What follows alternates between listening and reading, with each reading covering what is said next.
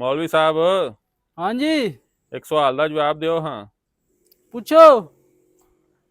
सवाल तुसा गलत मतलब नहीं लेना ओदा। अच्छा। सवाल बड़ा सही है।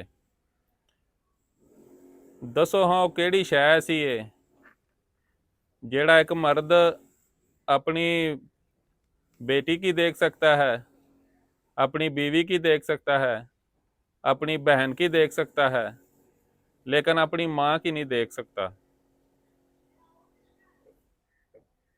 ये केड़ा सवाल तू पुठा जा कर छड़िया है? सवाल भाजी बिल्कुल सही है, गलत सवाल नहीं है। जाओ ये तो 5000 रुपया नाम जे, तुहानू 5000 रुपया दें दा। ये सवाल है ही नहीं सही है कि ये पुठा है तू सवाल का मैं तेन दस दियांगा तू मुझे जवाब दस दे। ये है ही नहीं सवाल। सवाल सही है, नहीं है सही। गलत होवे तो मैं 5 ਦੇ ਨਾਲ 5 ਦਿਆਂ ਦਾ। ਤੁਸੀਂ दस छड़ो मैं तुम 10,000 ਦਿਆਂਗਾ। है ਵੇਖ ही नहीं। ਲਈ, वेख लिया। 10 ਦਿਆਂ। दस दियो। ਲਓ ਜੀ, ਜਿਹੜਾ ਜਿਹੜਾ ਵੀਡੀਓ ਵੇਖਦਾ ਨਾ ਕਮੈਂਟ 'ਚ ਜਵਾਬ ਜ਼ਰੂਰ ਦਿਆ ਜੇ ਤੇ ਮੌਲਵੀ ਕੋ ਮੈਂ ਹੁਣ 10,000 ਲੈਣਾ ਜੇ। ਮੌਲਵੀ ਸਾਹਿਬ हाँ जी। ਇੱਕ ਸਵਾਲ ਦਾ ਜਵਾਬ ਤਾਂ ਦਿਓ। ਹਾਂ, पूछो। ਵੇ ਲਵਰ ਹੋ ਦੇ ਯਾ ਛੱਡ ਦਿਓ, ਪੁੱਛੋ ਜਵਾਬ ਤੁਸੀਂ ਦਿੰਦੇ ਨਹੀਂ। वावे दइए ना। ਏਡੇ ਤਾਂ ਔਖੇ ਹੈ ਹੀ ਨਹੀਂ ਤੇ। पूछो। ਦੱਸੋ ਹਾਂ, ਹਰੀ ਡੰਡੀ ਲਾਲ ਮਕਾਨ, ਤੋਬਾ ਤੋਬਾ ਕਰੇ ਇਨਸਾਨ। ਤੁਸੀਂ ਸਵਾਲ ਹੀ ਇੰਜ ਦੇ ਕਰਦੇ ਜਿਹੜੇ ਹੁੰਦੇ ਹੀ ਨਹੀਂ। ਹੁੰਦੇ ਨੇ ਮੌਲਵੀ ਸਾਹਿਬ, ਤੁਹਾਨੂੰ ਜਵਾਬ ਨਹੀਂ ਆਉਂਦਾ। ਇਹ ਹੈ ਹੀ ਨਹੀਂ। ਹੈ ਵੇ, ਦੱਸੋ। ਨਹੀਂ ਪਤਾ। ਦੱਸੋ, ਪਤਾ ਕਿਉਂ ਨਹੀਂ? ਨਾਲ ਦੇ ਤਾਂ ਪੁੱਛ ਲਵੋ। ਪਤਾ ਨਾ ਕੁਝ।